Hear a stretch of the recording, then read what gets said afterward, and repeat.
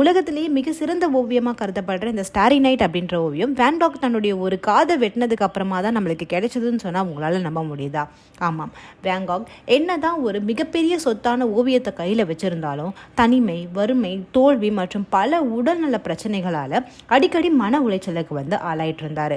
அப்போ தான் 1888 அவர் ஃப்ரான்ஸில் தங்கியிருந்தப்போ அவரும் அவருடைய நெருங்கிய நண்பரான பாலுக்கும் இடையே ஒரு கடுமையான ஒரு தகராறு ஏற்பட்டிருக்கு. அந்த மன அழுத்தத்தினாலும் கோபத்தினாலும் அவர் என்ன பண்ணியிருக்காரு, தன்னுடைய ஒரு காதினுடைய ஒரு பகுதியை அவர் வெட்டிட்டார். அந்த வெட்டின பகுதியை ஒரு துணியில் சுற்றி அருகில் இருந்த பெண்கள் இருப்பிடத்துக்கு அவர் எடுத்துகிட்டு போயிட்டு அங்கே இருந்த ஒரு பெண்கிட்ட கொடுத்ததாக ஒரு கதை இருக்குது. ஸோ அந்த சம்பவத்துக்கு அப்புறமா தான் அவர் மனநிலை மருத்துவமனையில் அனுமதிக்கப்பட்டிருக்காரு.